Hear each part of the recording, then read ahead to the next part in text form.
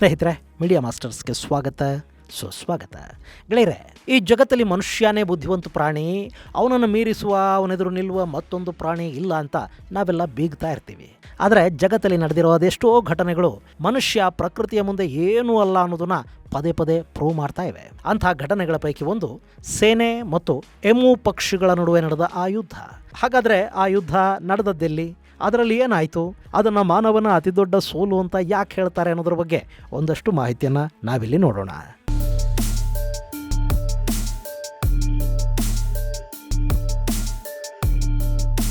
ಗೆಳೆಯರೆ, ಹಾಲಿವುಡ್ಡಲ್ಲಿ ಒಂದಷ್ಟು ಸಿನಿಮಾಗಳು ಬಂದಿವೆ. ಅದರಲ್ಲಿ ಹೆಚ್ಚು ಕುತೂಹಲಕ್ಕೆ ಕಾರಣ ಆಗಿದ್ದು ಏಪ್ಗಳನ್ನು ಆಧಾರವಾಗಿಟ್ಕೊಂಡು ತೆಗೆದ ಸಿನಿಮಾಗಳು. ಅದರಲ್ಲಿ ಏಪ್ಸ್ ಮನುಷ್ಯನ ಜೊತೆ ಯುದ್ಧ ಮಾಡುತ್ತವೆ, ಮನುಷ್ಯನ ವಿರುದ್ಧ ಗನ್ನುಗಳನ್ನು ಎತ್ಕೊಳ್ಳುತ್ತವೆ. ಹೀಗಾಗಿ ಆ ಸಿನಿಮಾಗಳು ನೋಡೋದಕ್ಕೆ ತುಂಬಾ ಕುತೂಹಲಕರವಾಗಿ ಕೂಡ ಇದ್ವು. ಈ ಏಪ್ಸ್ ಸೀರೀಸಲ್ಲಿ 10ಕ್ಕೂ ಹೆಚ್ಚು ಸಿನಿಮಾಗಳು ಬಂದಿರಬಹುದು.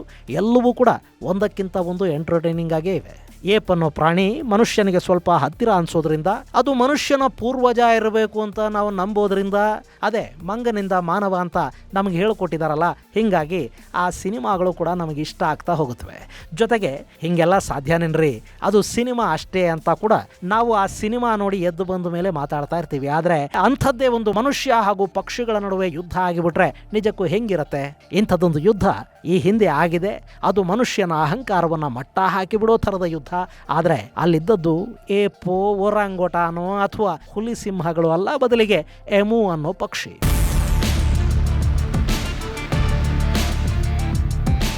ಎಮು ಇದು ಪ್ರಪಂಚದಲ್ಲಿರುವ ಹಾರಲಾಗದ ಹಕ್ಕಿಗಳ ಸಾಲಲ್ಲಿ 2ನೇ ಸ್ಥಾನವನ್ನು ಪಡ್ಕೊಳ್ಳುತ್ತೆ. ಇದಕ್ಕಿಂತ ದೊಡ್ಡದಾದ ಪಕ್ಷಿ ಅಂದರೆ ಆಸ್ಟ್ರಿಚ್. ಇನ್ನು ಈ ಎಮು ಆಸ್ಟ್ರೇಲಿಯಾ ಮೂಲದ್ದು. ಈ ಹಕ್ಕಿ ಸಂಪೂರ್ಣವಾಗಿ ಬೆಳೆದಾಗ 5ರಿಂದ 6.2 ಅಡಿಗಳಷ್ಟು ಎತ್ತರ ಆಗುತ್ತೆ ಹಾಗೂ ಕೆಲವೊಮ್ಮೆ ಇದರ ತೂಕ 60 kg ಇರುತ್ತೆ. ಇವುಗಳ ಕಾಲುಗಳು ತುಂಬ ಬಲಿಷ್ಠವಾಗಿರುತ್ತವೆ. ಇವು ಪ್ರತಿ ಗಂಟೆಗೆ 50ರಿಂದ 60 ಕಿಲೋಮೀಟರ್ ವೇಗದಲ್ಲಿ ಓಡುವ ಸಾಮರ್ಥ್ಯವನ್ನು ಹೊಂದಿರುತ್ತವೆ. ಇಲ್ಲಿ ಹಕ್ಕಿಗಳು ಹಾರೋದಕ್ಕೆ ಆಗೋದಿಲ್ಲ ಅಂದ ತಕ್ಷಣ ಇವುಗಳಿಗೆ ರೆಕ್ಕೆ ಇರೋದಿಲ್ಲ ಅಂತ ಅಂದ್ಕೋಬೇಡಿ. ಇಲ್ಲಿ ಕೂಡ ರೆಕ್ಕೆ ಇರುತ್ತೆ, ಆದರೆ ಅದು ತುಂಬ ಚಿಕ್ಕದಾಗಿರುತ್ತೆ. ಹೀಗಾಗಿ ಇಷ್ಟು ದೊಡ್ಡ ಪಕ್ಷಿಗಳು ಅಷ್ಟು ಚಿಕ್ಕ ರೆಕ್ಕೆಗಳನ್ನು ಬಳಸಿ ಹಾರಾಟ ಮಾಡೋದಕ್ಕೆ ಸಾಧ್ಯ ಆಗೋದಿಲ್ಲ. ಇನ್ನು ಈ ಪಕ್ಷಿಗಳು ದವಸ ಧಾನ್ಯಗಳನ್ನು ತಿನ್ನೋದರ ಜೊತೆಗೆ ಹಾವು, ಇಲಿಯಂಥ ಸಣ್ಣ ಪ್ರಾಣಿಗಳನ್ನು ಕೂಡ ಭಕ್ಷಿಸುತ್ತವೆ. ಇವುಗಳ ಜೀವಿತಾವಧಿ 20ರಿಂದ 30 ವರ್ಷಗಳಷ್ಟಿದ್ದು ಆಸ್ಟ್ರೇಲಿಯಾ ಮೂಲದ ಹಕ್ಕಿಗಳು ಅಂತ ಇವು ಗುರುತಿಸಿಕೊಂಡಿವೆ. ಇತ್ತೀಚೆಗೆ ಭಾರತದಲ್ಲಿ ಕೂಡ ಈ ಎಮು ಪಕ್ಷಿಗಳ ಸಾಕಾಣಿಕೆ ಹೆಚ್ಚಾಗಿದ್ದು ಕರ್ನಾಟಕ, ತೆಲಂಗಾಣ ಹಾಗೂ ತಮಿಳುನಾಡುಗಳಲ್ಲಿ ಇವುಗಳನ್ನು ಆಹಾರಕ್ಕಾಗಿ ಸಾಕ್ತಾರೆ. ಇಂಥ ಎಮುಗಳು ದಶಕಗಳ ಹಿಂದೆ ಆಸ್ಟ್ರೇಲಿಯಾದ ಸೇನೆಯನ್ನೇ ಸೋಲಿಸಿದ್ವು ಅಂದರೆ ನೀವು ನಂಬಲೇಬೇಕು. ಯಾಕೆಂದರೆ ಇದು ಇತಿಹಾಸದಲ್ಲಿ ದಾಖಲಾಗಿರುವ ಒಂದು ನೈಜ ಘಟನೆ. ಗೆಳೆಯರೆ, ಅದು 1932ರ ಸಮಯ. ಅಷ್ಟೊತ್ತಿಗೆ ಮೊದಲ ಮಹಾಯುದ್ಧ ಮುಗಿದಿತ್ತು. ಆ ಯುದ್ಧದಲ್ಲಿ ಬ್ರಿಟನ್ ಪರವಾಗಿ ರಾಯಲ್ ಆಸ್ಟ್ರೇಲಿಯನ್ ಸೇನೆ ಕೂಡ ಕಾದಾಡಿತು. ಹೀಗಾಗಿ ಮೊದಲ ಮಹಾಯುದ್ಧದಲ್ಲಿ ಭಾಗಿಯಾಗಿದ್ದ ಸೈನಿಕರಿಗೆ ಆಸ್ಟ್ರೇಲಿಯಾ ಸರ್ಕಾರ ಪಶ್ಚಿಮ ಆಸ್ಟ್ರೇಲಿಯಾದಲ್ಲಿ ಒಂದಷ್ಟು ಕೃಷಿ ಭೂಮಿಯನ್ನು ಕೊಡ್ತು. ಸಹಸ್ರಾರು ಸೈನಿಕ ಕುಟುಂಬಗಳು ವೆಸ್ಟ್ ಆಸ್ಟ್ರೇಲಿಯಾ ಭಾಗಕ್ಕೆ ಬಂದು ನೆಲೆಸಿದ್ವು. ಅವರಲ್ಲಿ ಕೃಷಿಯನ್ನು ಮಾಡ್ತಾ ತಮ್ಮ ಬದುಕುಗಳನ್ನು ಕಟ್ಟಿಕೊಳ್ತಾ ಇದ್ರು. ಅಲ್ಲಿ ಅತಿ ಹೆಚ್ಚಾಗಿ ಗೋಧಿಯನ್ನ ಬೆಳೀತಾ ಇದ್ರು. ಇನ್ನು ಕೃಷಿ ಮಾಡ್ತಿದ್ದವರೆಲ್ಲ ಸೈನಿಕರಾಗಿದ್ದರಿಂದ ಅವರು ಅವತ್ತಿನ ಟೆಕ್ನಾಲಜಿಯನ್ನು, ಸೈನ್ಸನ್ನು ಬಳಸ್ಕೊಂಡು ಹೆಚ್ಚಿನ ಪ್ರಮಾಣದಲ್ಲಿ ಗೋಧಿ ಬೆಳೆಯೋದಕ್ಕೆ ಶುರು ಮಾಡಿದರು. ಯಾವಾಗ ಉತ್ಪಾದನೆ ಜಾಸ್ತಿ ಆಯಿತು, ಸಹಜವಾಗಿ ಬೇಡಿಕೆ ಕಡಿಮೆ ಆಯಿತು. ಹೀಗಾಗಿ ಗೋಧಿಗೆ ಸಿಗಬೇಕಾದ ಬೆಲೆ ಸಿಗಲಿಲ್ಲ. ಸರ್ಕಾರ ಬೆಂಬಲ ಬೆಲೆಯನ್ನು ಕೊಡೋದಾಗಿ ಹೇಳ್ತಾದರೂ ಅದು ಆಶ್ವಾಸನೆಯಾಗಿ ಉಳ್ಕೊಳ್ತು, ಕಾರ್ಯರೂಪಕ್ಕೆ ಬರಲಿಲ್ಲ. ಗೆಳೆಯರೆ, ದೇಶ ಯಾವುದೇ ಆದರೂ ಸರ್ಕಾರಗಳು, ನಮ್ಮನ್ನು ಆಳೋ ಜನ ಇವರೆಲ್ಲ ಒಂದೇ ಥರ ಇರ್ತಾರೆ. ಆಸ್ಟ್ರೇಲಿಯಾ ಆದರೂ ಭಾರತ ಆದರೂ ರಾಜಕಾರಣಿನೇ, ಆಶ್ವಾಸನೆಗಳೇ. ಸೊ ಅಲ್ಲಿ ಸರ್ಕಾರದಿಂದ ಬೆಂಬಲ ಬೆಲೆ ಸಿಗದೆ ತೀವ್ರ ನಷ್ಟ ಉಂಟಾದಾಗ 1932ರಲ್ಲಿ ರೈತರು ಸರ್ಕಾರಕ್ಕೊಂದು ಪಾಠ ಕಲಿಸಬೇಕು ಅನ್ನೋ ನಿರ್ಧಾರಕ್ಕೆ ಬಂದುಬಿಟ್ರು. ಆ ವರ್ಷ ಕೂಡ ಅಲ್ಲಿ ಗೋಧಿಯ ಬಿತ್ತನೆ ಆಯಿತು. ಆದರೆ ಆ ಗೋಧಿಯನ್ನು ಸರ್ಕಾರಕ್ಕೆ ಮಾರಾಟ ಮಾಡೋದಿಲ್ಲ ಅಂತ ರೈತರು ನಿರ್ಧರಿಸಿದರು. ಹೀಗಿರುವಾಗಲೇ ಅಲ್ಲೊಂದು ದೊಡ್ಡ ಸಮಸ್ಯೆ ಶುರುವಾಯಿತು. ಆ ಸಮಸ್ಯೆಯ ಮೂಲವಾಗಿ ಕಂಡದ್ದು ಎಮು ಅನ್ನೋ ಪಕ್ಷಿ.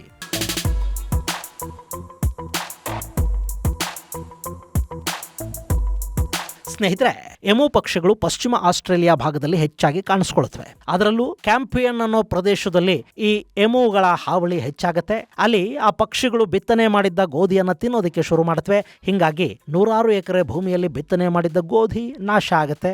ಮೊದಲು ಅಲ್ಲಿನ ಜನಾನೇ ಎಮುಗಳನ್ನ ಹಿಮ್ಮೆಟ್ಟಿಸುವ ಕೆಲಸಕ್ಕೆ ಮುಂದಾಗ್ತಾರೆ. ಆದ್ರೆ ಅದು ಸಾಧ್ಯ ಆಗೋದಿಲ್ಲ. ಯಾಕೆಂದ್ರೆ ಅಲ್ಲಿದ್ದದ್ದು 10, 100, 200 ಎಮುಗಳಲ್ಲ, ಬದಲಾಗಿ 20,000 ಎಮುಗಳ ತಂಡ ಅಲ್ಲಿತ್ತು.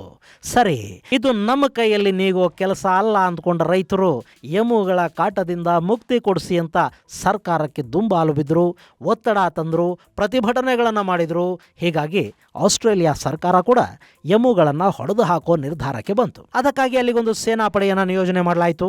ಆ ಸೈನಿಕರಿಗೆ ಮೊದಲ ಮಹಾಯುದ್ಧದ ಕಾಲದಲ್ಲಿ ಬಳಸಲಾಗಿದ್ದ ಲೂಯಿಸ್ ಗನ್ ಅನ್ನೋ ಮಿಷನ್ ಗನ್ ಅನ್ನು ಕೊಟ್ಟರು. ಹಾಗೇನೆ ಸುಮಾರು 10,000 ರೌಂಡ್ಸ್ ವರೆಗೆ ಫೈರ್ ಮಾಡೋದಕ್ಕೆ ಬೇಕಾದಷ್ಟು ಗುಂಡುಗಳನ್ನು ಅವರಿಗೆ ಒದಗಿಸಲಾಯಿತು. ಅಲ್ಲಿಗೆ ಎಮುಗಳ ವಿರುದ್ಧ ರಾಯಲ್ ಆಸ್ಟ್ರೇಲಿಯನ್ ಆರ್ಟಿಲರಿ ಕಣಕ್ಕಿಳಿತು. ಗೆಳೆಯರೆ, ಅವತ್ತು ಸೈನಿಕರಲ್ಲಿ ಮೋಟಾರ್ ವಾಹನಗಳಿಗೆ ಮಿಷನ್ ಗನ್ಗಳನ್ನ ಕಟ್ಕೊಂಡು ಈ ಕ್ಯಾಂಪಿಯನ್ ಪ್ರದೇಶದಲ್ಲಿ ಗಸ್ತು ತಿರುಗೋದಕ್ಕೆ ಶುರು ಮಾಡಿದರು. ಅದು 1932 ನವೆಂಬರ್ 2ನೇ ತಾರೀಕು 50 ಎಮುಗಳ ತಂಡ ಸೈನಿಕರ ಕಣ್ಣಿಗೆ ಬಿತ್ತು. ಅವುಗಳ ಮೇಲೆ ಸೈನಿಕರು ಗುಂಡಿನ ಸುರಿಮಳೆಗರೆದುಬಿಟ್ರು. ಆದರೂ ಆ 50 ಎಮುಗಳ ಪೈಕಿ 12 ಪಕ್ಷಿಗಳಷ್ಟೇ ಸಾವನ್ನಪ್ಪಿದ್ವು.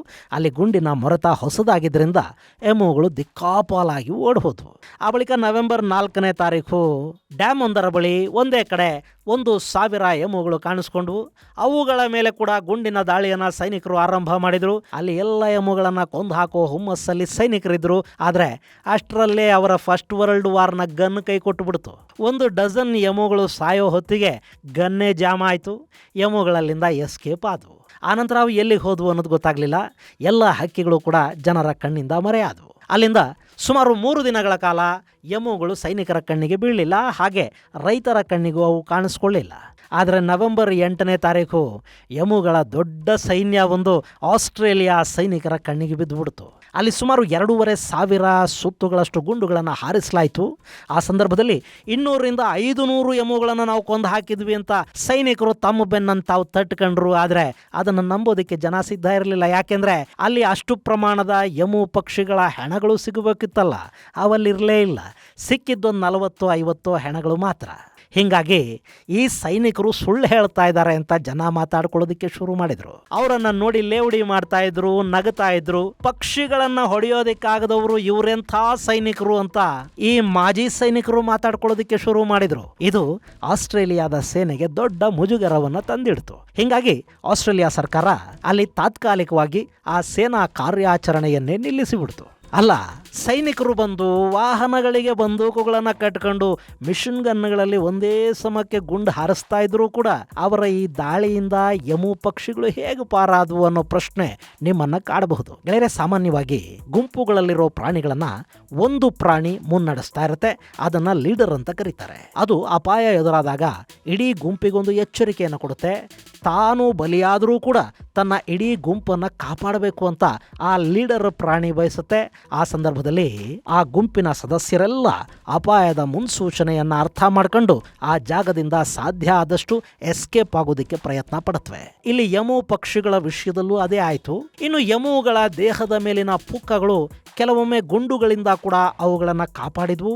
ಹಾಗೆ ಮೊದಲ ಮಹಾಯುದ್ಧದಲ್ಲಿ ಸೈನಿಕರೆದುರು ನಿಂತ್ಕೊಂಡು ಕಾದಾಡ್ತಾ ಇದ್ದ ಶತ್ರು ಸೈನಿಕರಿದ್ರಲ್ಲ, ಅವರಿಗೂ ಎಮು ಪಕ್ಷಿಗಳಿಗೂ ತುಂಬಾ ವ್ಯತ್ಯಾಸ ಇತ್ತು. ಎಮು ಪಕ್ಷಿಗಳು ಅತ್ಯಂತ ವೇಗವಾಗಿ ಓಡುವ ಶಕ್ತಿಯನ್ನು ಹೊಂದಿದ್ವು.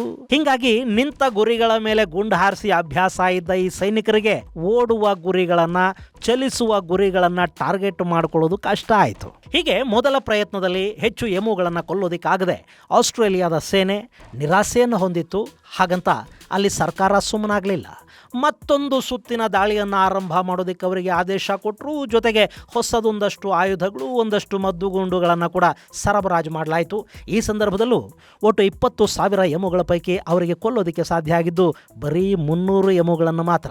ಇಲ್ಲಿ ಸೇನೆ 1,000 ಎಮುಗಳನ್ನು ಕೊಂದ್ವಿ ಅಂತ ಹೇಳ್ಕೊಳ್ತು. ಅದಕ್ಕಾಗಿ 10,000 ಗುಂಡುಗಳನ್ನು ಹಾರಿಸಿದ್ದಾಗಿ ಕೂಡ ಹೇಳ್ಕೊಳ್ತು. ಆದರೆ ಅಲ್ಲಿ ಕೂಡ 1:10 ರೇಷಿಯೋದಲ್ಲೇ ಇವರ ಟಾರ್ಗೆಟ್ ಇತ್ತು. ಸೊ ಸೈನಿಕರು ಹಾರಿಸಿದ ಗುಂಡುಗಳಿಂದ ಎಮು ಪಕ್ಷಿಗಳು ತಪ್ಪಿಸ್ಕೊಂಡು ಪಾರಾದವು. ಇಲ್ಲಿ ಈ ಪಕ್ಷಿಗಳ ವಿರುದ್ಧ ಸೇನಾಪಡೆಯೊಂದನ್ನೇ ಕಣಕ್ಕಿಳಿಸಿದ್ದ ಸರ್ಕಾರಕ್ಕೆ ಅಲ್ಲಿನ ಮಾಧ್ಯಮಗಳು ಕೂಡ ಛೀಮಾರಿ ಹಾಕೋದಕ್ಕೆ ಶುರು ಮಾಡಿದ್ವು.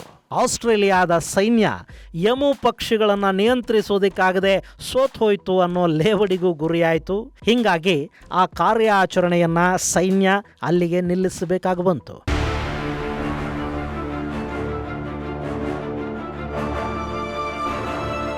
ಗೆಳೆಯರೆ, ಇದು ಒಂಥರ ಮೂರ್ಖತ್ವ ಅಂತಲೇ ಅನ್ನಿಸ್ಕೊಳ್ಳುತ್ತೆ. ರೈತರಿಗೆ ಪಕ್ಷಿಗಳು ತೊಂದರೆ ಕೊಡ್ತಿವೆ ಅಂದಾಗ ಅವುಗಳನ್ನು ನಿರ್ನಾಮ ಮಾಡೋದಕ್ಕೆ ಸೇನೆಯನ್ನು ಕಣಕ್ಕಿಳಿಸೋದಿದೆಯಲ್ಲ, ಬಹುಶಃ ಅದಕ್ಕಿಂತಲೂ ಮೂರ್ಖತನ ಬೇರಿನ್ನೇನೂ ಇರಲಿಕ್ಕೆ ಸಾಧ್ಯ ಇಲ್ಲ. ಅಲ್ಲಿ ಆ ಪಕ್ಷಿಗಳಿಂದ ಬೆಳೆಗಳನ್ನು ಕಾಪಾಡೋದಕ್ಕೆ ಸರ್ಕಾರ ಬೇರೆ ರೀತಿಯ ಒಂದಷ್ಟು ವ್ಯವಸ್ಥೆಗಳನ್ನು ಮಾಡ್ಕೋಬಹುದಿತ್ತು. ಆದರೆ ಆಸ್ಟ್ರೇಲಿಯಾದ ಸರ್ಕಾರ ಮತ್ತು ಸೇನೆಗೆ ಆ ಪಕ್ಷಿಗಳನ್ನು ಕೊಂದೇ ಬಿಡೋ ಉತ್ಸಾಹ ಇತ್ತು. ನಾವು ಗೆದ್ದು ಬಿಡ್ತೀವಿ ಅನ್ನೋ ಅಹಂಕಾರನೂ ಇತ್ತು. ಆದರೆ ಈ ಸೋಲು ಸರ್ಕಾರ ಮತ್ತು ಸೇನೆಯನ್ನು ಗಾಳಿ ತೆಗೆದ ಬೆಲೂನಿನ ಹಾಗೆ ಮಾಡ್ತು. ಇಷ್ಟಾದ ಮೇಲೂ ಆ ಹಕ್ಕಿಗಳನ್ನು ನಿಯಂತ್ರಿಸಲೇಬೇಕಿತ್ತು. ಹೀಗಾಗಿ ಸೇನೆಯಿಂದ ಆಗದ ಕೆಲಸಕ್ಕೆ ಆಸ್ಟ್ರೇಲಿಯಾ ಸರ್ಕಾರ ಬೌಂಟಿ ಹಂಟಿಂಗನ್ನು ಪ್ರೇರೇಪಿಸಿತು. ಅಂದರೆ ಯಾರು ಬೇಕಾದರೂ ಹೋಗಿ ಆ ಹಕ್ಕಿಗಳನ್ನು ಹೊಡಿಬಹುದು. ಆ ಹೊಡೆದ ಪಕ್ಷಿಗೆ ಇಷ್ಟು ಅಂತ ಸರ್ಕಾರ ಬೇಟೆಗಾರನಿಗೆ ಹಣ ಕೊಡುತ್ತೆ. ಇದೊಂಥರ ಸುಪಾರಿ ಕಿಲ್ಲಿಂಗ್ ಇದ್ದಂಗೆ. ಇದನ್ನ ಮಾಡಿದ ನಂತರ ಕೂಡ ಎಮುಗಳನ್ನು ನಿಯಂತ್ರಿಸೋದಕ್ಕೆ, ಅವುಗಳನ್ನು ಸಂಪೂರ್ಣವಾಗಿ ನಾಶ ಮಾಡೋದಕ್ಕೆ ಆಸ್ಟ್ರೇಲಿಯಾಗೆ ಸಾಧ್ಯ ಆಗಲಿಲ್ಲ. ಹೀಗಾಗಿ ಅಲ್ಲೇ ಇದ್ದ ಯಾರೋ ಬುದ್ಧಿವಂತರು ಒಂದು ಐಡಿಯಾ ಕೊಟ್ಟರು. ಹೆಂಗೂ ಎಮು ಪಕ್ಷಿಗಳಿಗೆ ಎತ್ತರಕ್ಕೆ ಹಾರೋದಕ್ಕೆ ಸಾಧ್ಯ ಆಗೋದಿಲ್ಲ. ಸೊ ಅವು ಎಷ್ಟು ಎತ್ತರಕ್ಕೆ ಹಾರುತ್ತವೋ ಅದಕ್ಕಿಂತ ಎತ್ತರವಾದ ಫೆನ್ಸ್ಗಳನ್ನು ನಿರ್ಮಾಣ ಮಾಡಿಬಿಟ್ರೆ ಆ ಪಕ್ಷಿಗಳಿಂದ ಹೊಲಗಳನ್ನು ಕಾಪಾಡಿಕೊಳ್ಳೋದಕ್ಕೆ ಸಾಧ್ಯ ಆಗುತ್ತಲ್ವಾ ಅಂತ ಯಾರೋ ಅವರಲ್ಲೇ ಇರೋ ಬುದ್ಧಿವಂತರು ಹೇಳಿದರು. ಹಾಗಾಗಿ ಸರ್ಕಾರ ಫೆನ್ಸ್ ನಿರ್ಮಾಣ ಮಾಡೋ ಕೆಲಸಕ್ಕೆ ಕೈ ಹಾಕ್ತು. ಇದನ್ನು ಅವತ್ತೇ ಮಾಡಿಬಿಟ್ಟಿದ್ರೆ ಸೇನೆಯ ಮರ್ಯಾದೆ ಆದರೂ ಉಳಿತಾಯ್ತೋ ಏನೋ. ಒಂದು ಹಂತದವರೆಗೆ ಎಮ್ಮುಗಳ ಕಾಟ ಕಡಿಮೆ ಆಯಿತು. ಈ ಪಕ್ಷಿಗಳ ನಾಶವನ್ನು ಕೂಡ ತಡೆದಂತಾಯ್ತು. ರೈತರ ಬೆಳೆಗಳು ಉಳ್ಕೊಂಡು ಆ ನಂತರ ಈ ಎಮುಗಳ ವಿರುದ್ಧ ಆಸ್ಟ್ರೇಲಿಯಾ ಸರ್ಕಾರ, ಆಸ್ಟ್ರೇಲಿಯಾದ ಸೇನೆ ಮಾಡಿದ ಯುದ್ಧ ಸಾಕಷ್ಟು ಸಿನಿಮಾ, ಕಾದಂಬರಿ ಹಾಗೂ ಡಾಕ್ಯುಮೆಂಟರಿಗಳ ನಿರ್ಮಾಣಕ್ಕೆ ಕೂಡ ಕಾರಣ ಆಯಿತು. ಎಮುಗಳನ್ನೇ ಸೈನಿಕರ ಹಾಗೆ ಚಿತ್ರಿಸಿ ಸಾಕಷ್ಟು ಮಂದಿ ಆಸ್ಟ್ರೇಲಿಯಾದ ಸೈನಿಕರನ್ನ ಅಣಕಿಸಿದ್ದೂ ಆಯಿತು.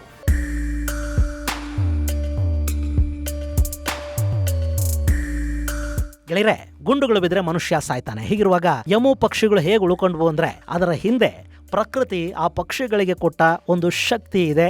ಅಲ್ಲಿ ಎಮುಗಳು ಅಡಗಿಕೊಳ್ಳೋದಕ್ಕೆ ಬಳಸ್ತಾ ಇದ್ದ ಪೊದೆಗಳು ಕೂಡ ಆ ಪಕ್ಷಿಗಳನ್ನು ಕಾಪಾಡ್ತಾ ಇದ್ವು. ಹಾಗೆ ಅವುಗಳ ವೇಗ, ಅವು ಓಡುವ ರೀತಿ ಇದೆಲ್ಲವನ್ನ ಗ್ರಹಿಸೋದ್ರಲ್ಲಿ ಮನುಷ್ಯ ಅಲ್ಲಿ ವಿಫಲನಾಗಿದ್ದ. ಹೀಗಾಗಿ ಅಲ್ಲಿನ ಸೇನೆಯ ವಿರುದ್ಧ ಕೂಡ ಎಮು ಪಕ್ಷಿಗಳಿಗೆ ಗೆಲುವುಂಟಾಯಿತು. ಒಟ್ಟಲ್ಲಿ ಪಕ್ಷಿಗಳ ವಿರುದ್ಧ ಮನುಷ್ಯ ಯುದ್ಧ ಮಾಡಿ ಗೆಲ್ಲೋದಕ್ಕೆ ಆಗಲಿಲ್ಲ ಅನ್ನೋದು ಈ ಕಥೆಯಿಂದ ಗೊತ್ತಾಯಿತು. ಇದು ಗೆಳೆಯರೆ 1932ರಲ್ಲಿ ಆಸ್ಟ್ರೇಲಿಯಾದಲ್ಲಿ ನಡೆದ ಎಮು ಮತ್ತು ಸೇನೆ ನಡುವಿನ ರೋಚಕ ಕದನದ ಮಾಹಿತಿ. ಮುಂದಿನ ಸಂಚಿಕೆಯಲ್ಲಿ ಮತ್ತಷ್ಟು ವಿಶೇಷಗಳ ಜೊತೆ ಮತ್ತೆ ಭೇಟಿಯಾಗೋಣ. ಅಲ್ಲಿವರೆಗೆ ಜೈ ಹಿಂದ್, ಜೈ ಕರ್ನಾಟಕ.